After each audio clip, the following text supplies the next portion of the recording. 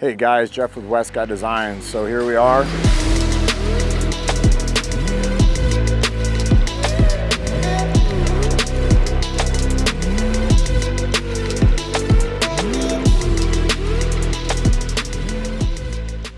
Want to kind of just do a brief walk around on the vehicle, just kind of show you some of the things that we did to the vehicle. We had a discussion with Toyota and they had asked us if we'd be interested in building a vehicle for them.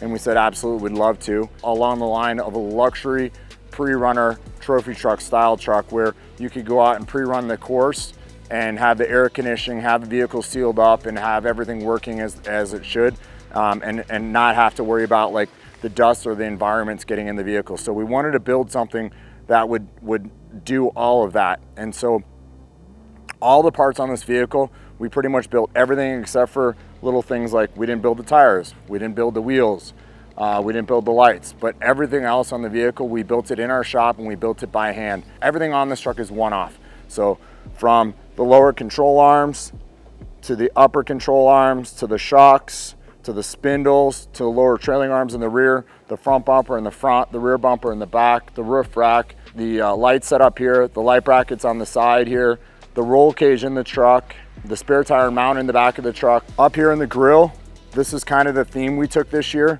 for just making things kind of go together. So we've done this octagon style right here in the front of the grill. We billet machined all these emblems in the front. And when you look really close, when you get down and look, in this A in the front here, we put Westcott Designs. So when you stand back here, you can't see it, but when you step up to it, it's just little subtle things like that. We incorporated the factory camera back in here to the grill. It kind of hides in the grill there. You don't see it unless you actually walk up to it. We did satin black on all the grill and all the front bumper where it was like a gray finish before. We gloss black this piece here to separate it from the satin and the paint. And this is all paint. This isn't wrapped. We painted the whole truck. The front bumper here, we did a bumper. We cut it just above where the lights are. We made back plates on the back side of this to add strength to this, and then built another plate that's on the back side of this to add strength to that. And then we did a filler plate underneath this. And with doing that filler plate, it interfered where the washer bottle was on the other side. So what we did is we custom built a washer jug underneath the hood so it cleared for the bumper pieces. This bumper here, we built it all and we incorporated our bottle openers on the end caps here, just little things like that. We did all the anodizing here. What we did is some of the finishing when it was machined didn't all have the same finish. And for me, that was a big thing. And so what I wanted to do is make sure that all the finish matched on a whole truck. So what we did is we glass beaded everything on it. So when we after sandblasting or glass beading it, when we anodized everything, we're able to have that same tone throughout the vehicle. Then up in the fenders, we did all the metal work in here. This is all aluminum tin that's been done throughout the body. And then we did all the gold fasteners in here. We built the upper control arms. So this truck has been widened. And so we've widened this truck from this point out. We've widened the truck 4 inches on both sides. So it's a total of 8 inches wider, this truck. It comes in at just over 85 inches wide from the outside edge of the tire on both sides. Hey guys, if you're not subscribed to our channel, get subscribed. You get to see stuff like this where I'm a little OCD about some things. Just hit the like button or subscribe to our channel. I'd love to hear from you. But all the tin work that's done through here, we built the sway bar for the front of this. We built the mounts for the sway bars. We actually had the sway bar custom done for us, so it was the right length for us. And if you notice, all the factory trim fits back on the vehicle all the way throughout the vehicle. So when you look at it, we've been able to reincorporate all the plastics back onto the truck. So it kind of looks like it could almost be factory. All the plastics up in the hood, we're able to do that as well. The plan here was for the roof rack to have super smooth, kind of look like the air was flowing over the side. It was almost used to direct the air by the car to help the car at higher speeds to keep straight and kind of look like it was just flowing by it. We tried to fill in all the holes on the roof rack so it just had a clean look to it.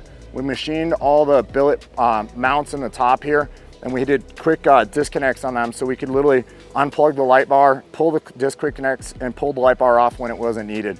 So a lot of the guys on the trophy trucks during the day, they don't run the lights and they don't throw the lights on until that evening. This is their new laser light up on the top here. These are the 360s, and you can actually see we've mounted these lights on their side and we've actually tucked them in very tightly. And you can see in the back here, they actually contour and match the radius of the backside of the mirror here. So they literally look like they're molded to the back of the mirror here in the backside. But it's little details like that. When we did these things, we wanted to make sure everything kind of tied in together on this stuff. Door handles, we kept all gloss black. We kept all the side pieces here gloss black to match with the roof rack, and then gloss black on the mirrors here. And if you notice down here, the lower trailing arm, the factory trailing arm stopped about right here on the body.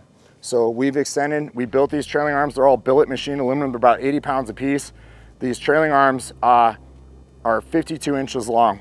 This truck, when we droop it out in the back, it actually has, and it's strapped in the back, which means that we're limiting what the travel is, and it's because the drive shaft angle can't handle any more than that when we've tested it. And the towers actually go up into the vehicle in the back here, and that's to allow for the shock tower, so we have a bunch of travel. And then we've even got bump cans in the back here, and those bump cans are set up so when this tire hits the bump cans, that it bottoms them out and slows them down and stops them before they ever hit the fender. So all the stuff that we did this was designed for a purpose and designed to work. So everything works on this truck the way we designed it. We wanted the bumper to fit really nice and tight through the back of the truck. We wanted to have a really clean line all the way around. We didn't want a lot of gaps in there. We just wanted it to look super clean and factory. This is an aluminum bumper we built. We put all the factory bumper sensors back in it. And then when you bend down here and you look underneath the truck, when you look up underneath here, you can see our fuel cell that we built for the truck. And on the side, we put our WD, but we tied this in with the colors with the black and the gray, and the black and the gray tie into the shocks. We did is we filled this all in across the back here. We were able to get the tire tucked down into the back, so it gave us additional room. Instead of it dipping in for the license plate, we're able to pick up some space here across the back. So we're able to have a little bit more room in the back to work with. And then we kept the factory molding here and the design up across the top here. And this truck was once Moab Cruiser, and now it's the Baja Cruiser. So it took quite a transformation is what we did to this truck. And then our lighting up in the top, this is for chase light. So this has all the function of what the chase trucks need. So this is our power switch for the vehicle. So it's on and off here. And then we've got a jumper right here to jump the vehicle. So if we wanted to jump it or we needed to jump it, we could do it from this spot right here. Then over on this side, what we did is a quick fill gas fill. Same design, and these things, there's a quick fill that goes in, it goes in here, and you can fill the car up in seconds. You can see this whole plate that goes in here that's a rear window fill-in. We actually made these all out of aluminum. And our whole idea is we wanted to take the factory body line, we wanted to tie it in here, but then we tied a little subtle line above there for a little bit of fade, and we wanted it to look like it could have come from the factory this way. And that was able, or helped us be able to kind of make the car look like it was wider, and then dipped in the doors. And we try to do is dip in here into the door here, so it all kind of looked like it all came together at the same, to give that lot larger or more broad looking on the side of the truck. You can see just on the back corners here where the truck from the factory they end pretty much at the tail light here. So this gives you a pretty good idea from the tail light section here out to the outlet of the fender here, really on how much the truck was extended. We actually had talked about possibly putting that back there, but because that's such a broad spot and because of the way it looks, it's just a really great view to give you an idea on how much this truck was really widened through the back here. So we try to take some of the gray finish that's in the wheel wells, that ties into the shocks, that then ties into the floor in the truck. And so what we did is we did all the floor pans in the truck. We did them all in a gray as well, and then did all the buttons in the floor to match. We did all the stitching in the door panels, all in yellow to match, all in the center console to match, all in the seats to match. The fabric actually in the seats, the leather in the seats, is all perforated just like it came from the factory. And so what we did is we wanted to make the seat look like it's a factory seat, but yet ties into what we're looking to build. All the pleating in the seats, all the perforation in the seats, all that stuff matches the factory seat. And of course we put the Sparco back in the seat because it was a Sparco seat originally, and we want to put all the yellow stitching and kind of really tie it in together. We've got the fire extinguisher here, and then we've got the full roll bar in the back here, and we've got the center seat in the back. We've got all the towers, we've got all the adjusters for the shocks right here. So if someone is riding in the back seat, we can soften up the ride on the roll. So with our tire mount here, we decided we were going to run this rack here on the back of it. And we were going to put this up next to the seat in the vehicle, but it really made the compartment crammed in the second row. So we thought, hey, let's build a really cool mount for this. So we mounted it in two of the posts that are on the spare tire here. This is our friend's company. It's called The Mounting Company.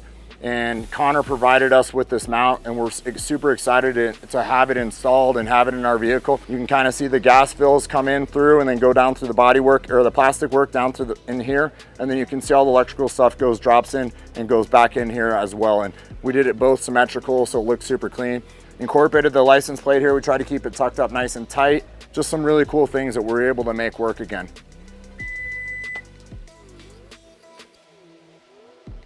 All right, guys, thanks again for watching. I gotta say thank you to all of our team.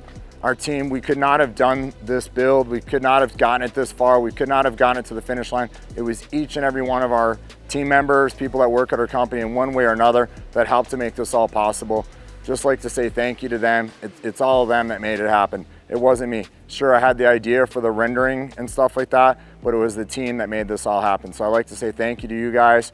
And then also, please, if you're not subscribed to our channel, we'd love to hear from you. We'd love for you to comment below. Thanks again for watching.